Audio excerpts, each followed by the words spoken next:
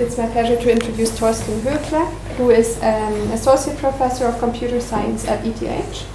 And before that, he was a leader at the NSF-funded Blue Waters project at the National Center for Supercomputing Applications at UIUC. And he will talk about reporting reproducible and statistically sound results. Excellent, thank you very much. So what just to set the stage, I'm not a computational scientist, okay? So I'm a computer scientist. I'm a computer scientist who likes building very large-scale systems. So my background is MPI, as we've just heard. I've contributed to all kinds of large computing infrastructures in the United States. Now I moved to Switzerland and working at ETH. So one of the things I'm actually added to this slide is this PAS conference. I don't know if you're aware of this, but this is actually a local Swiss conference for computational scientists and for computer scientists working on scientific computing. And it has as a declared focus the idea to also accept software. So the papers on software, like we've heard about the journal, which is an incredibly good idea. So if you have software papers and want to go to a conference rather than a journal, and it really depends on your figure of merit for one of these two, then the PAS conference may also be something that you would probably be looking at. Okay, so but now let me get to my presentation, and what I want to talk about is, I have a slightly different title, Scientific Benchmarking for Parallel Computing System, 12 Ways to Tell the Masses, blah, blah, blah. So the idea of this talk is, in fact, it's not necessarily a scientific talk, like many of the talks you're hearing here, but more of a grounds-up talk. How do you do certain things? And what I want to focus on is how do you actually look at the performance of computing systems? How do you reproducible, which I will tell you is not possible in a couple of minutes, so I'm sorry. How do you actually do certain tasks where performance, so the time to solution matters? Just out of curiosity, for how many of you does the time to solution of their applications actually matter? So this is about 40%, oh now it's getting 50, okay, we all have a limited life, okay? So, which means, I believe for all of us, if you do any scientific computing, somehow the performance should matter, right? If it takes longer than your lifetime, then there is a problem. So, and in fact, I was a program chair for this year's supercomputing conference that Kate just mentioned. And in that conference, which is kind of the top class conference in my field, about 90% of the papers are centered around performance aspects of software. So there's actually a very small but significant community that only cares about performance. And what I want to tell you is this community is totally screwed. And as you already realize, I'm trying to provoke. I will make very, very many provocative statements because after my talk, there will be a panel. And I want to fight with every single other panelist on that panel. So be aware. Okay, so let's go ahead. So, just to the disclaimer, right? Okay, be careful here. This talk is totally exaggerated and entertaining, but there's a lot of truth to it. In fact, every single point, single data point I'm showing comes from a paper or I measured myself. Okay, so none of the data is made up. Many of the data points are anonymized because I started giving that talk when I didn't have tenure. So which means I couldn't really give that non-anonymized version, and now I have tenure, and it turns out that I got too politically correct to actually point out names. I will point you to talks that actually point out names if you really want to know. Other people do this, I don't yet. It's actually another thing, there's a lot of confusion about the terminology reproducibility and repeatability, and I get always confused when I listen to these talks. Like, for example, Kate's is exactly inverse to mine. Let me just define what I mean. So reproducibility is the ability to recompute results, and replicability, the chance that other people reproduce your results. And I use reproduce, and I'm totally on your side, but these PNAS people here, they seem to have a different definition. So what we've heard, and I will use their definition because PNAS is a very nice journal and people like this and authority and blah, blah, blah. But what we've heard a lot is about reproducing software, right? Or repeating software. And there's always Edgar Dijkstra who has a very good comment for basically anything that you want to provoke with. And the comment here I want to make about everything I've heard so far, including the day yesterday that I didn't hear, but I heard second order, is that we have to be very careful with just sharing software, right? Because sharing software is a very good idea. It enables you to look at things, but it's not the necessarily final thing to do. We also need to care about the correctness of the software. Okay, So now let's look a little bit at these two terms, and actually you've probably heard about this study in Nature 2016. I'm sure some of the previous speakers have mentioned this, and I just want to quickly explain it in case we have not seen it. So there was a study in Nature in May 2016 where they surveyed a bunch of researchers and asked, is there a reproducibility crisis, right? So first interesting insight is, yes, 52% think yes, 38% think maybe, 7% think eh. But this is kind of an interesting insight that the large majority of these people somehow believe that there is somehow a reproducibility crisis. If we look at the different fields, it gets more interesting. So if we look, for example, at chemistry here, and this is how much published work in your field is reproducible. So this is the opinion of the average chemist, let's say, how reproducible that the work is. So the chemists think very reproducible, as you can see here, like over 50%, they think, yes, our field is very reproducible. If you look at computer science, computational science and HPC, people are much more skeptical, more like me, like, nah, I'm not so sure. The interesting, in the same paper, we find another plot with a slightly different question. Have you failed to reproduce an experiment? And interestingly, I mean, these chemists are very interesting people, right? The only thing that's really consistent here is computational science and high-performance computing, because they fail rarely, but somehow they have a much worse opinion of their field than it is. So it's not quite clear whether this is reproducible, this reproducibility study by nature itself. But what it tells us is that the majority of people believe that there is some kind of problem, right? So this is why we are all here. In fact, when 10 years ago, a longer time ago, I was a PhD student, we didn't have these discussions, and we will see what it led to. I will show you one of my really embarrassing works, making fun of myself. It's always good. And you will see that you're in a much better position. But actually, there is this functional reproducibility. And I just make this broad statement. This is relatively simple. Okay? Very broad statement, because we have wonderful tools like Docker and Jupyter Notebook. You have spent 4 hours yesterday afternoon learning everything about these tools, and even tools on top of this to make it easier to digest and easier to use for scientists. So there's one little niche here that if you actually really want to reproduce your result bit by bit, you have to be more careful. You cannot just install these guys, because that's only true for single-threaded applications, which I hope that was discussed. But in case that was not discussed, you should pay attention, because if you have parallel codes, there's some operations in our computers, unfortunately, in this definition of IEEE 754, which is the floating point definition we are using to compute floating point numbers, that is not associative. So meaning if the order of operations changes, you will get different results, sometimes significantly different results. If you care about this, I'm not going to talk about this, but we have a paper on how to actually, even in the face of our not so great hardware that we have today, this IEEE 754, create bitwise reproducible applications that are actually reproducible and not just mostly reproducible. Okay? So this is rather complicated. Talk to me about this in the break or anywhere later. There is a very minor performance overhead to this if you actually want to make your application performance reproducible, but only multi-threaded ones, right? So only parallel code. So sequential applications are mostly safe. And with this, I just want to close this general reproducibility topic, because there are other people talking about this. But now, what if performance is your science result?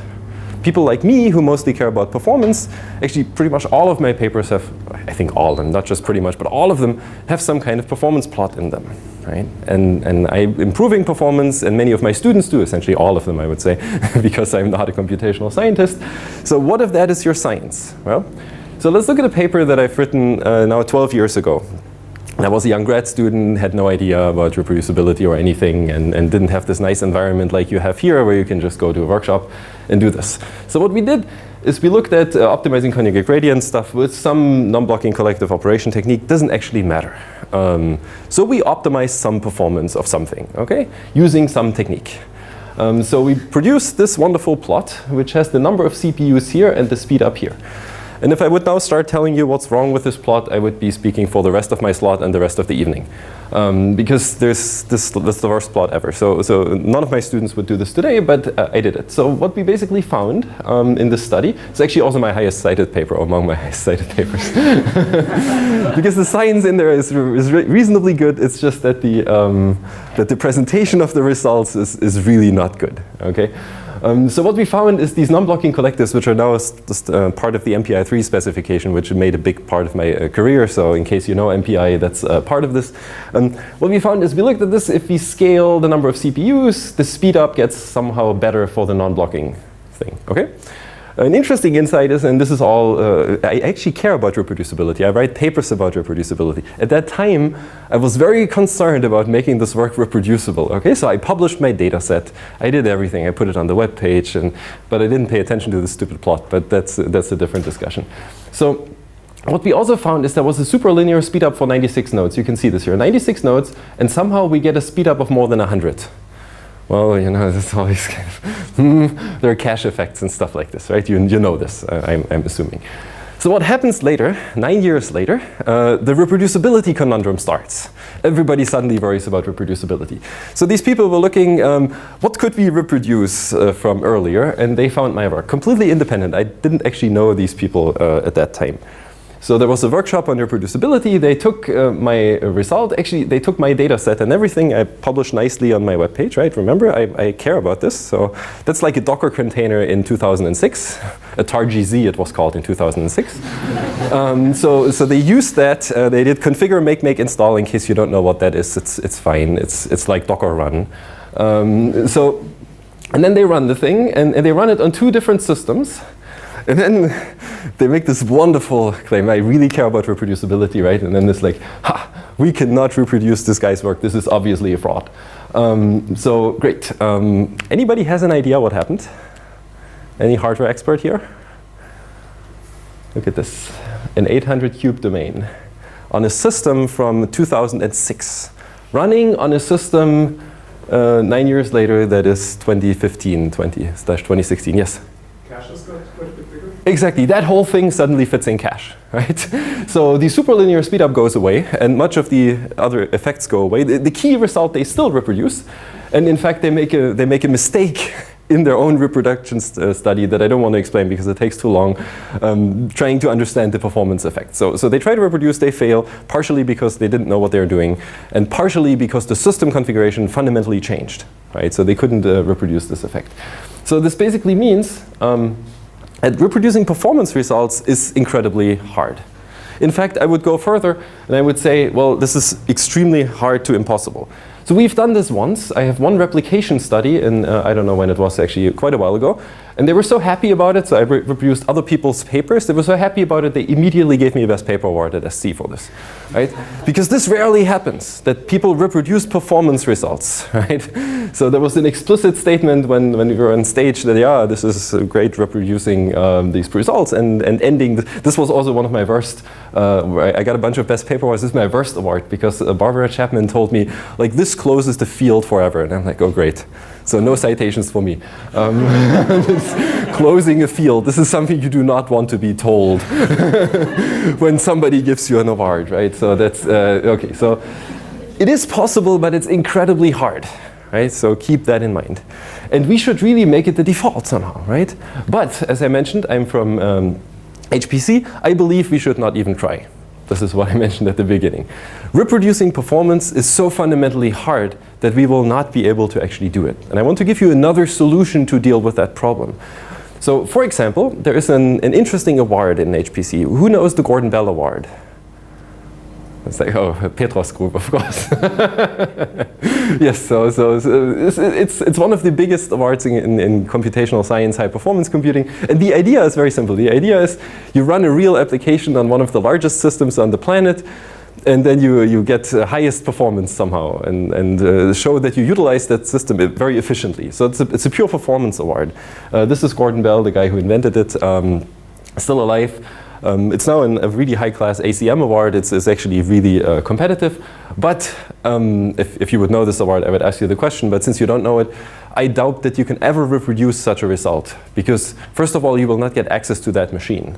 Because it's one of the largest machines, by definition, that you have to run on that exists on the planet. Second, that machine will have changed within a month of its runtime, because somebody will do a firmware upgrade, and then everything is different. So this is our most prestigious award in HPC, but it's not reproducible by definition. Okay? Great. So let's not even care about this. So what I want to advocate in the remaining part of my talk is really I want to advocate a principle that I call interpretability. And this is something like we could bluntly say, it's basically just do reasonable science. Like don't do bad science. Okay, so this is strictly weaker than reproducibility. However, the idea is that an experiment is interpretable if it gives you enough information that people understand the experiment, okay? So that's the minimum baseline for your paper, and you may think that's state of the art. We will get to this in a couple of minutes, okay? So, and then these people should be able to draw their own conclusion, and they should assess with certainty whether this is a strong evidence of your speed up or a weak evidence of your speed up, and possibly generalize from where you're going, okay? Good. So now let me introduce to one of the main players in our talk. That's Garth the Garlic. And the idea here is that this, to make this a little bit fun, because this talk was really boring at the beginning. Now I have plush animals in the talk, so now it's much more entertaining. So this guy, imagine this is one of my students, okay? I will be another plush animal. But the idea is we are interested in high performance computing, so we care about computation and we see this as a science, right? And science requires reproducing, blah, blah, blah, we've done this. However, every time we measure performance, and you're all guilty if you measure performance, right? This is exactly what everybody does. We ask these questions and nobody really knows an answer to these questions. Like for example, how many iterations do I run per measurement? A single one, 10, 100, well, I don't know. How many measurements? Once I have the data, how do I get to a single number? And all of these other questions. How are they answered today? Well, typically you ask your advisor, and your advisor will mumble something. It's like established theory, and then you look at established theory, and you see some other people who just randomly chose some number, and you randomly choose the same number, right? So, like for example, 1,000 measurements is a good idea. This is typically what people do,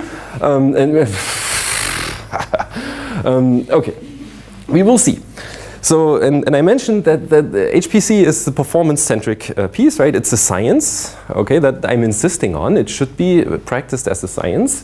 And we have three top conferences that I just randomly, based on my understanding, selected: HPDC, BPOP, and supercomputing. What we did is we did a random sample because we do science, right?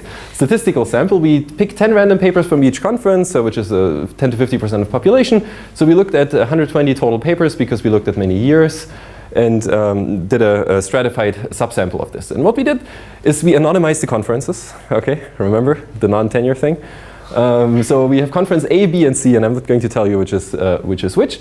And then we looked at the experimental design, hardware, software, configuration, blah, blah, blah. And when I say we, I actually mean my grad student, okay? So he read all these 120 papers and classified them. Oh, we've done worse things. And classified them with respect to, well, does it actually describe the hardware? Does it describe the software? Does it describe the configuration? Does it actually do reasonable data analytics, right?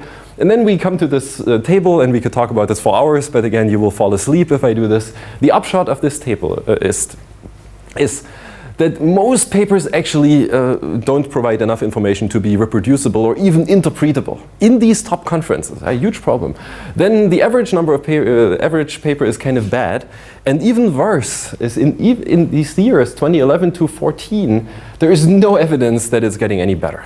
Even though people keep talking about reproducibility, but if you actually look at the development over these 4 years, there is no statistically significant evidence, right? The confidence intervals overlap, right? So we'll talk about this a little bit later. So basically, what my main point is that I can take any paper in high-performance computing and discuss it to death. Even with the authors, I can just say, oh, did you miss this, and did you miss this, and blah, blah, blah, and somehow they will not be able to defend, at some point, they will not be able to defend their paper and their results in front of me. So we need to fix this. Okay, so, and of course, I have very smart students, right? This is me, or the professor. And now the question is, do we really know how to fix this? Well, actually, my field, high-performance computing, is a lot of fun, as you can tell. So we like listening to fun talks, right, and being entertained. So for example, there was a very fun talk given by David Bailey, which you probably know, 12 Ways to Fool the Masses. Who knows that paper or that talk? Ha, nobody. It's very entertaining. It was basically David's reaction to parallel computing is BSing everybody. by making all kinds of weird statements about speed-ups and things. It's a bit, at that time in 1991, parallel computing was about as overhyped as quantum computing is today. Right? So let me not get into quantum computing. But then there are other results where we can look at, and this is the person who is brave enough to mention names. So he will actually point out names. So how did that get published? And this is actually a very interesting paper. And then there are more extensions like 2013. So this is an ongoing development. And in fact, I don't want to contribute to making fun of other people. I want to still give an entertaining talk, but I actually want to provide a constructive way to write good papers, because all of these are destructive. They basically say, look, this is stupid, this is stupid, this is stupid. In this paper and the following talk, I will give you 12 ways how you can improve the quality of your paper, how you can improve the quality of your research to make it more interpretable, more accessible. And I will present each of these 12 different rules in a constructive way, in the sense that I show you how to do it wrong, and then how you can fix the wrongdoing. But that's just for entertainment purposes. And that you actually believe me, because if I just read these 12 rules to you, you will be asleep in 5 minutes. But if I tell you, this is an experiment, it looks kind of reasonable, and it's completely wrong, then you will probably find this more entertaining. That's at least the theorem here, and we can see if I can show it. Okay. So for example, my wonderful speed-up plot. I've already showed you about the speed-up plot, and we all know what the problem with speed-up plots is. By the way, if you have any question, criticism, comment in the middle of the talk, I love being interactive. Okay, so this is actually kind of the oldest criticism you can imagine. It comes from 1988. Okay, so people complain about speed-up plots since 30 years, right? Yet, today people still use these plots. And it's kind of funny, if you actually look at these papers, we remember 120 papers? It's not really 120, I think it's more about 100, because 20 out of the random sample didn't really deal with performance, so about 15%. So 39 out of these papers reported speed up, but only 15 give me a baseline. So why do I care about a baseline? Well, it's pretty much like if I give you a discount in a supermarket, 80% off for this apple. Hey, the base price is $1 million francs, right? I give you 80% off, so it's just 200,000 francs. Wonderful. So this is why baselines matter, right? And here in this plot, there is no baseline. This is my plot, bad. It gets even better because in the big data field, which is largely rediscovering high-performance computing concepts, they even rediscover the failures made in high-performance computing. Whereas this very entertaining paper, nobody got ever fired for using Hadoop on a cluster. But the point of the paper is basically, well, you know, I install Hadoop on my system, I run it very scalably, but my laptop is faster than running 100 nodes Hadoop. Even better, this paper, Frank McSherry, who's a senior scientist in our group, Scalability, but at what cost? Where he makes the argument that he's actually, with this wonderful laptop, beating, I think, 100 or 200 nodes of an Amazon cluster.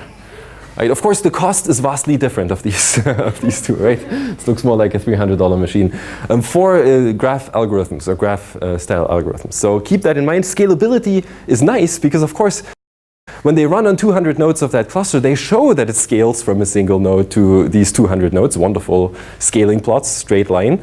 But the base case is just really bad. So this is what matters. Okay, and you all know this. You're nodding like, yes, great. So basically the rule number one is when publishing any kinds of speedups, you must put in the base case and you must describe the base case, okay? And the generalization of this is you should never report any ratios without giving me an absolute number. Like any ratio is worthless without giving me an absolute number. This is one of the most common mistakes still done today, even though since 30 years people give talks like I do, okay? Not only in your field. Yeah. So this is across across fields, exactly. So now let's get a little bit more specific to my field, a compiler optimization. Okay, this is a performance optimization. But this will stand for, as an example for a wider class of problems. So here, Garth, my wonderful student, wrote a compiler, and he looked at the NAS parallel benchmarks, which you probably know is a set of 6 or so applications, where we basically test all kinds of improvements with. And he looks at CG, LU, and EP. So he compares to the Intel compiler, the LLVM compiler, and his own Garth CC compiler. Right? So that's his wonderful compiler. And then the obvious question is, hey, what happens for the other 2 benchmarks that are not in the paper? And now you can already see, oh, okay, it didn't quite work for FT, and it was slower for the other one, right? So that's also a pretty obvious one. So a bad idea. And of course, and that's a very trivial rule, but we should really embrace it. I want to repeat it often. Even if you have negative results, this is why we have standardized benchmark sets and data sets and standardized things. You cannot cherry pick from these standardized things. This implies that you should almost always, even if you run scaling experiments on a large machine, you should really try to scale to the full size of the machine, even though your benefit may vanish if you do this. Right? You should be honest about these results. This was a much smaller problem in the past. People actually were more willing to publish negative results or partially negative results than today, because today the field is much more competitive. So you feel, especially my students sometimes feel that they cannot include this result because it makes them look worse than the others. And it's like, but you still have to include it. You either fix it or you include it. Okay, so now comes one of the most annoying pieces, rule number 3, how to summarize data. And this is something that everybody knows, but everybody does wrong, again and again and again. So if you look at this, we say, okay, well, so I'm 20% faster here, 20% faster here, 20% faster here, and 20% slower here. And so basically we say, well, we are 10% faster on average, right? And you all know, you're smiling, yeah, this is stupid, right? Because I'm just taking an arithmetic mean of a ratio. An arithmetic mean of a ratio has absolutely no meaning. How do you fix it? Anybody? Oh, come on. Interactive. No. But what would you do if I give you these numbers? I mean, what mean would you use to summarize this? I mean, you should know. The what mean? Weighted mean? Like No. Correctly. No. Yeah. This is too good. So don't give me the obvious one. So we have arithmetic mean.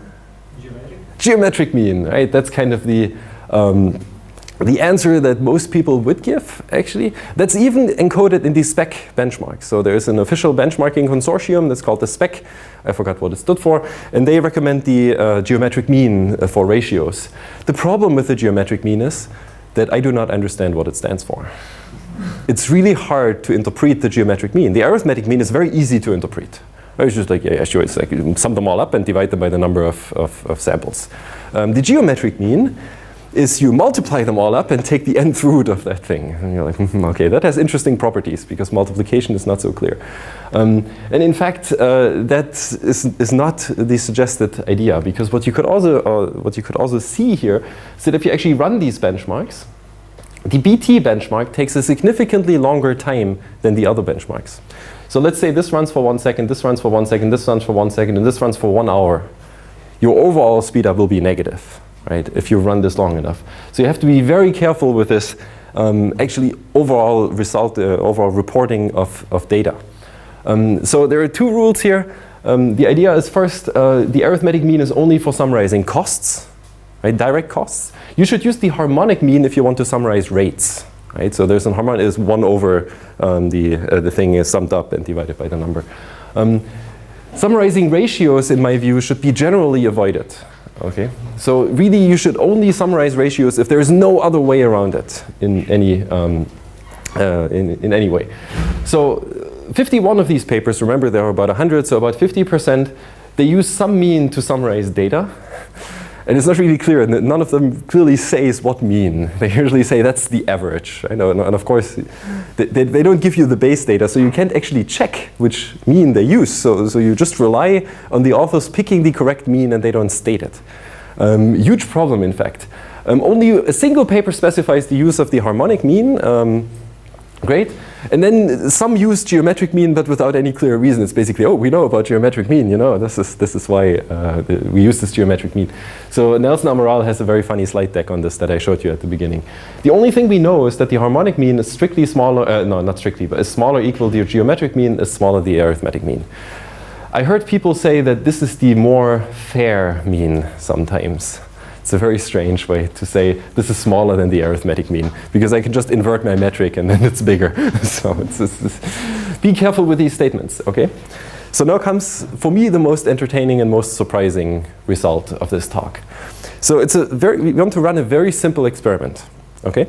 The experiment is called a ping pong test. So if you don't know what this means, is you have two systems in a cluster, or I don't know, you have two computers, they can talk to each other, right? And you want to find out what the communication latency, so the time needed between these two systems to transmit a message between these two systems is. Right? So I take a message, send it from system A to system B, and system B sends it back. This is why it's called ping pong. Okay, very simple.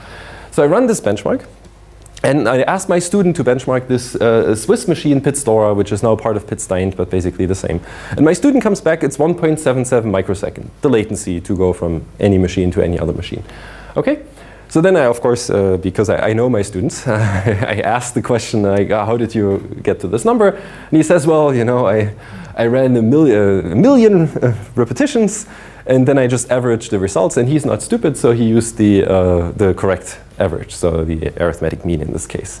But now if you actually look at the data, if we measure all these 1 million ping pong samples separately, you will get something like this.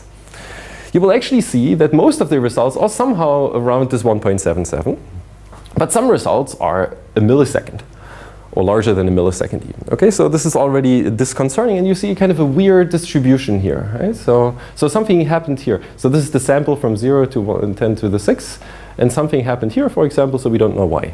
We don't know what. So first of all, if you have any result that is non-deterministic, you must tell us about the variance of that result, right? And in performance, I only know one kind of device that is deterministic, and these are hardware circuits or FPGAs without memory. If you don't have DRAM attached, then they're deterministic. If you do have DRAM attached, they're non-deterministic. Basically, every single performance result you do ever is, with a 99% probability, non-deterministic. So the problem is, again, in the field, we have these 100 papers talking about performance. Only 15 mention some measure of variance. And we even included the papers that somehow said the variance was low. Right? That's already enough for us to say, yes, they even think about variance. Okay? So this is a really sad state of the art. Then only 2 report confidence intervals, and both of them report the wrong confidence interval. Okay? So we'll talk about that in a minute, how you can get confidence intervals really, really horribly wrong if you trust your average textbook. Really horribly wrong, right? Okay. So interestingly, and I don't have time to go into details with this, these confidence intervals, if you do the right ones, okay, they're incredibly powerful because they can get you the number of required repetitions if you do it right. Because what you can basically say is, I want to measure until my data lies within an X%, like let's say 95, 99, 99.9% confidence interval. So that gives me automatically how often I have to measure and when I can stop measuring. It also tells me when I keep measuring and I never get to that confidence interval that my experiment is hosed. Right? It's very important because that happens a lot.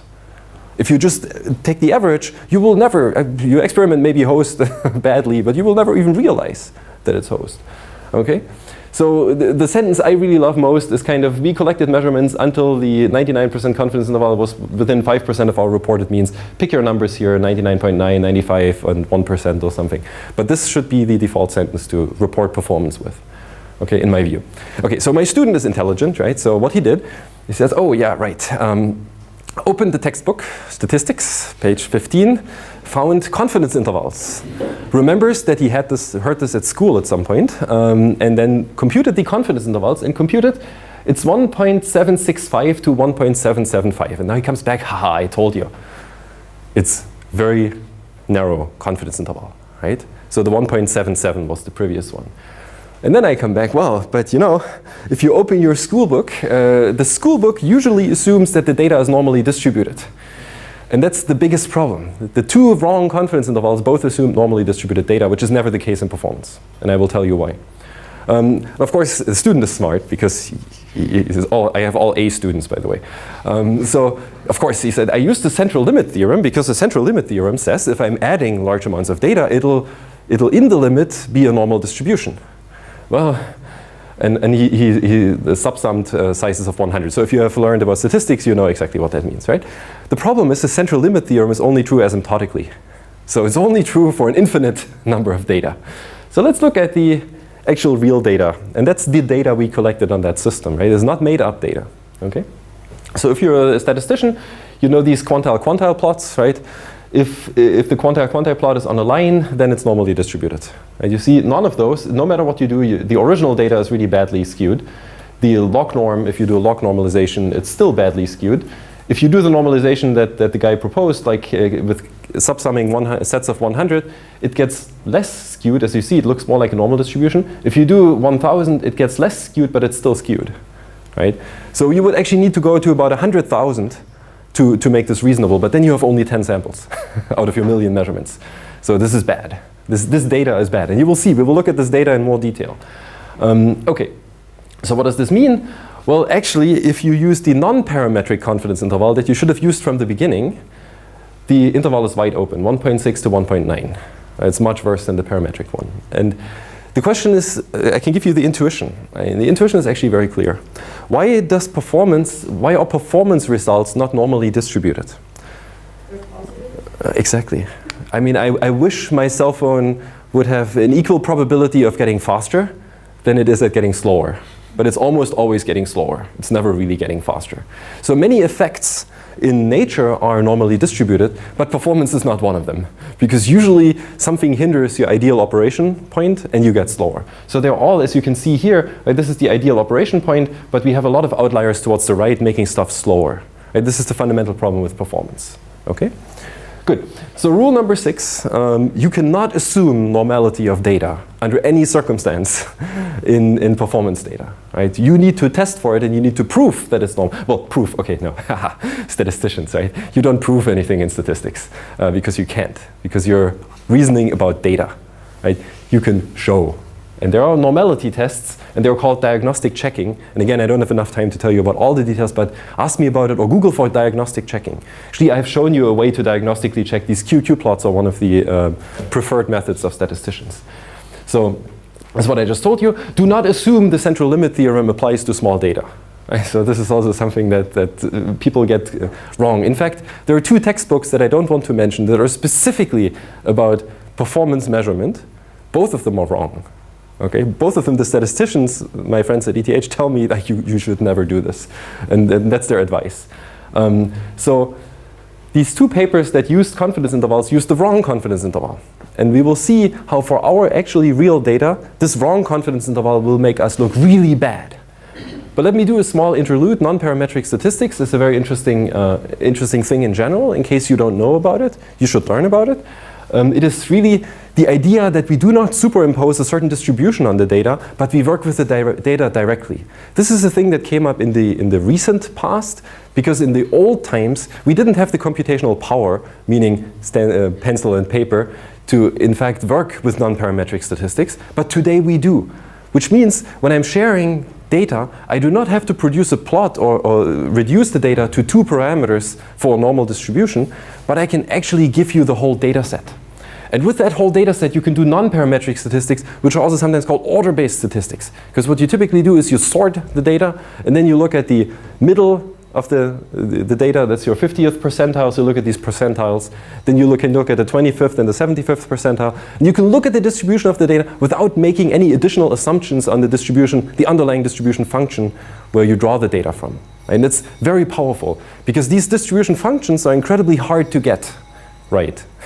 They're really easy to get if you just guess them, right? But this is what we just did with normality, and that was really bad. Okay? Good. So there's, for example, this is a real performance measurement. This is also kind of a funny one if you're from the field. This is the high-performance LINPACK benchmark run on supercomputers. And I know Kate will, at least she will like this. Because, in fact, this is the basis for this top 500 list. Who has heard about the top 500 list? It's like the list of the, very good, so about the third. Is like the list of the fastest supercomputers, fastest open science supercomputers. We have to be careful because the NSA also has supercomputers.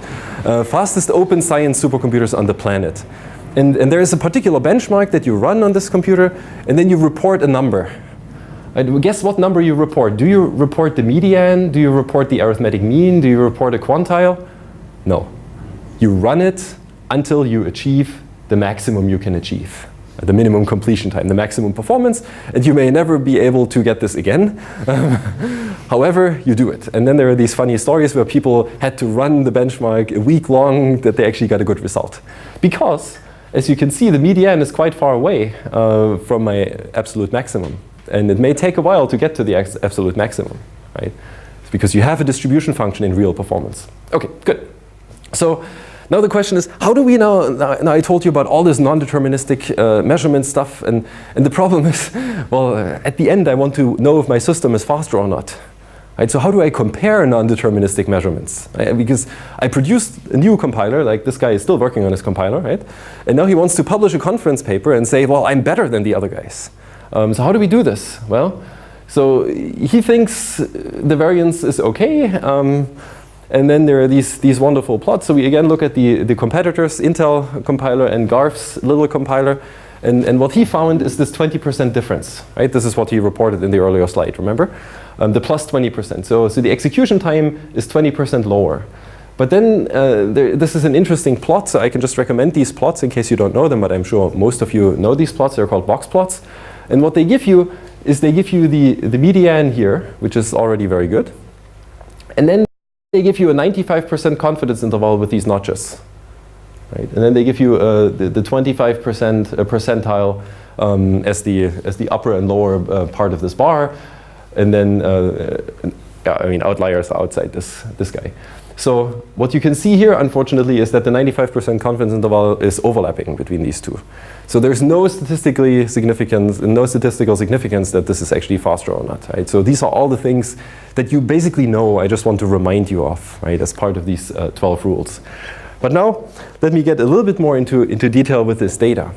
So what we are doing here in this particular plot, we are zooming into that data that I showed you a couple of slides earlier. That is the benchmark, the ping pong benchmark.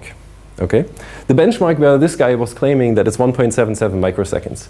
You can see, well, 1.77 microseconds is your arithmetic mean, but this is a density distribution of that data. You can see that at this arithmetic mean there is in fact a very little probability that you measure anything there. In fact, the median is similarly bad of this data. This is one of those experiments. If I ask you to, or if I ask my system to measure until I get within a certain confidence close to the median, this system will never converge. It will just stay as it is because it's kind of a bimodal distribution and the median is not in it. Right? This basically tells us there is no single number that can summarize that distribution well, right? Because it doesn't have a central tendency. Okay, it has a bimodal distribution. Does that make sense to everybody? Okay, so if the guy just tells me 1.77 microseconds, I'm completely off. Right? This will never be measured. Does anybody? And here is a second system, by the way. And this is an InfiniBand system. This is a Cray area system. And this InfiniBand system behaves nicely, right? You can see the confidence interval is nice. The confidence interval around the median is even nicer. So we can see this is very well done, right? Here we see the confidence interval around the median is bad. The median is of course nice because median will always be some number, right? But the CI is just wide open. Does anybody have an idea why this is the case? This is a network? Any networking experts? Buffers? Maybe some... Kind of, but not quite. So the RCS system is a supercomputer system. It needs a fast network. What do you need to build a fast network? Well, first of all, you have multiple nodes, and they have multiple different connections from a source to a destination, right? And then you have adaptive routing. Some packets take a direct path from the source to the destination, and some packets take an indirect path from the source to the destination, depending on the state of your switch. So guess what? These are the packets that take the direct path, and these are the packets that take the indirect path. Right? Very easy to explain from a system's perspective. If you just measure the system, you completely ignore. I mean, if you don't do the statistics, you completely miss that point.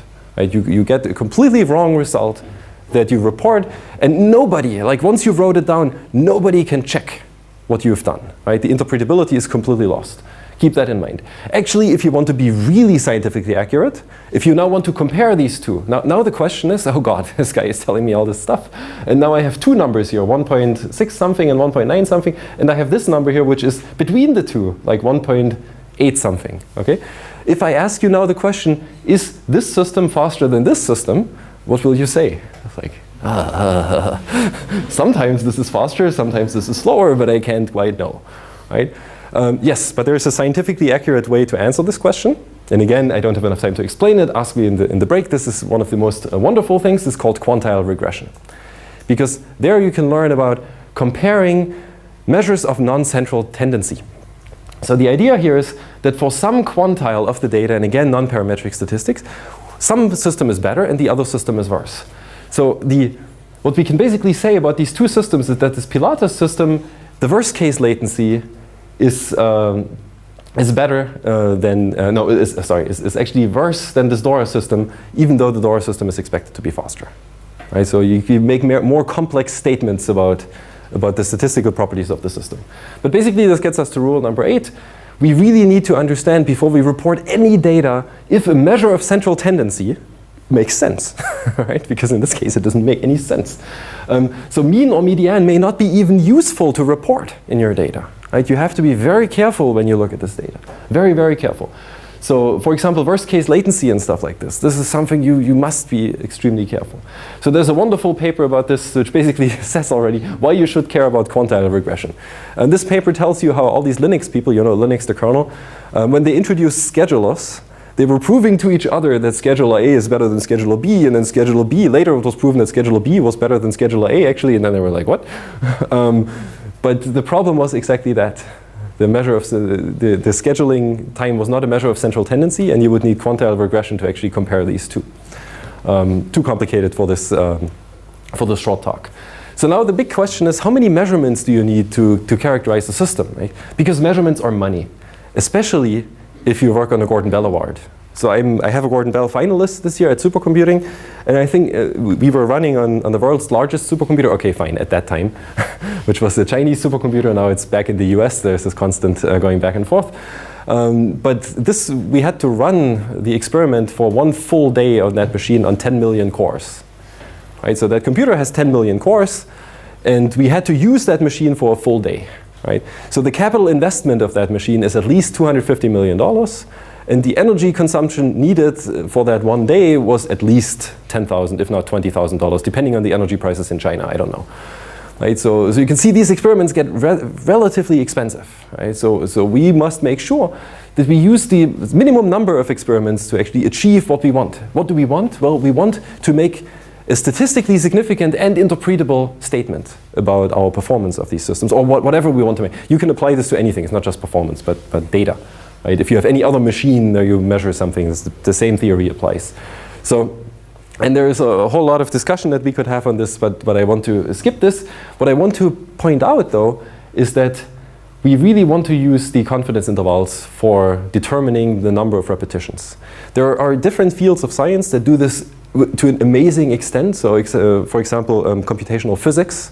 They're extremely advanced. I'm working with theoretical physicists that basically use this since decades. Right? So they start from the confidence interval since decades. So it's nothing new.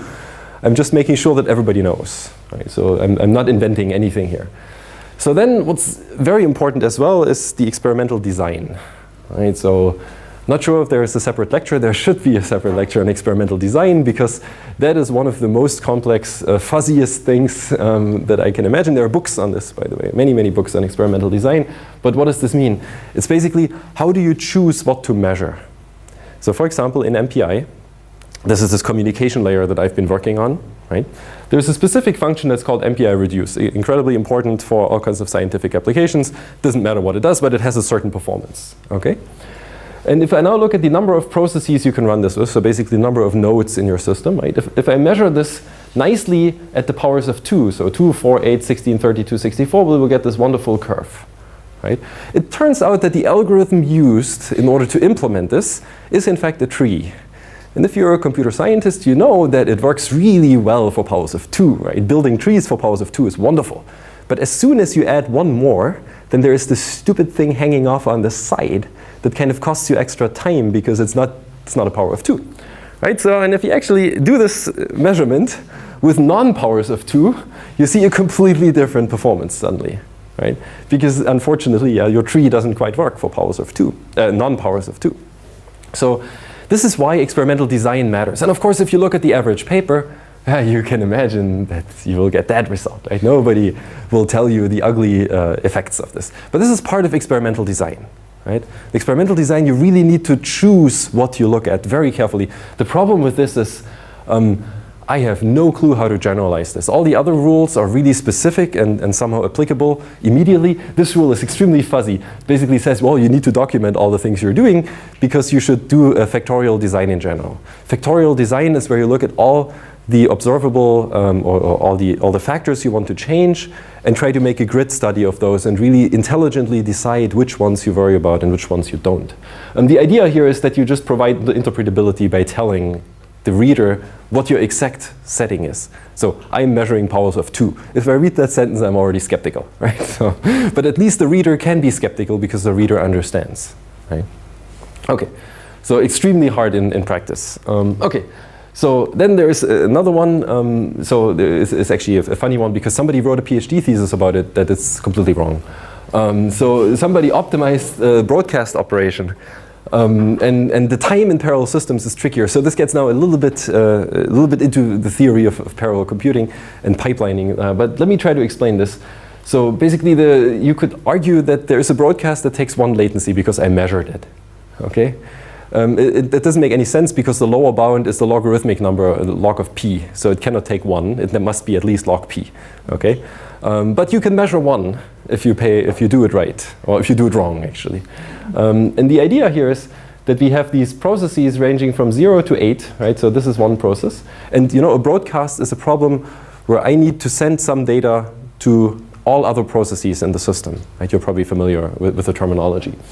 And typically the data starts at process 0. So what do? Well, you send it to the next process, then to the next, then to the, you send the first element to the first process, that sends it on, that sends it on. A very simple algorithm, right? So, and then you send the second element to the first process and you send it on, right? So the problem is that there is a pipelining happening here. And if you actually do this on 1,000 nodes, what you will see is that eventually, once you have injected all the data, you will get 1 element per iteration back, right? And this is the code. This code is used in Intel's parallel benchmark suite. It's a bit of a problem because if I implement that algorithm, which is incredibly slow, it's a linear time algorithm, right? Because I need a linear number of steps to reach all the other nodes. I will measure a constant time eventually if I have enough nodes, because I will only measure 1 pipeline stage here at the end. So because it pipelines through the network. Okay, that may have been a little bit too fast, but the other thing I want to get to is close. Well, what you actually want to do is you want to look at the distribution of the times for all the different processes. Again, very specific to time in parallel systems. I mean, remember the talk is about parallel systems, so I'm going a little bit faster because it may not be of interest for everybody. But the idea is really you want to show these box plots here for every single process, because then you can see that process 0 is significantly slower than, let's say, the last process or something like this. Right? So you again want to provide as much insight as possible, especially if you work on parallel systems. You must make very sure that the time you measure on the systems is actually the time you want to measure. It's incredibly complex to measure time in parallel systems. Okay, so then the last one, which I really like, is actually you want to give the reader of the paper, you want to provide some kind of intuition of what your number means. Because the problem I have, if you come with this, I compute 10 to the 10 digits of pi in 2 milliseconds. I have no idea if this is good or bad, right? And I'm sure none of you has an idea if this is good. Is this fast or is this slow? We don't know. So what we basically want to do is we somehow want to talk about what are the limits, like how good are we in terms of utilization of our system, right? So the idea is you could now provide for example, the ideal scaling bounds or something like this. You could basically say, well, I'm that far, these measurements are that far away from this theoretical bound and from this theoretical bound. So you always want to provide some intuition of what the maximum achievable in a certain system could be, and then how close you are to this. Right? And this is a general idea. So the roofline model, for example, is a very good idea to do this for single core systems. Ideal bounds for parallel speedup, or even Amdahl's law speedup, are things where you could do this for parallel systems. So again, you really want to provide so-called bounds models. And you can invert this plot. It's basically the same here. This is what everybody plots, a speed-up plot, right? But this is something I'm highly discouraging. So this is why the previous one is slightly better. So if possible, show performance bounds, right? And then let's get to the last rule. And the last rule is incredibly simple. The last rule is just give me as much information as you can in a plot. I hate looking at bar charts where there's a bar, right? It's a bar, it's usually filled with some ink, and then I'm feeling bad for my toner and the environment if I print this, because like, what the hell? Give me information like this, right? You can put an incredible amount of information in the 2D space of your figure. Most people don't. Most people give me some kind of stupid chart that I can't see anything, right? So you can use box plots, you can use violin plots, they're even better, because the shape of this thing here is actually my probability density function, right? Box plots don't tell me that much. Here I know the probability density function. You can even combine box plots and violin plots, because box plots tell you something more than this, because they tell you the 25th and the 75th percentile. They tell me about the confidence interval. So there is a plotting way to plot this all into one plot. And then you have an incredible amount of information in this one very small area of your paper. So plot as much as you can. And now to summarize again, these are the 12 rules that I kind of want to communicate for performance measurement. I believe they generalize across different disciplines, so it's just basically statistics, half of them, if you think about it. They're not complete, right? Very important. And of course, the talk was too fast for you to digest everything. I can recommend reading this paper that we wrote about it. This is relatively short, but it's basically made for students. I wrote this paper for my grad students, basically, because I was sick of explaining every single of my students again how to do this stuff. And I was like, okay, I need to write this down, and then I had it as an internal document. Then I showed it to one of my friends, and they told me, oh, you need to publish this, because other people want this as well. And so this was the result at the end. And really, this is very interesting, because at the end, it boils down to, we need a better understanding of statistics. Right? This is the question again from the survey at the beginning. What would help us most for reproducibility? Most people think, understand statistics. I do agree, right? Pretty clear. We need to understand how to report data. And with that, I would like to conclude my talk, finish it, and thank my friends who have helped me to understand statistics. Thank you very much.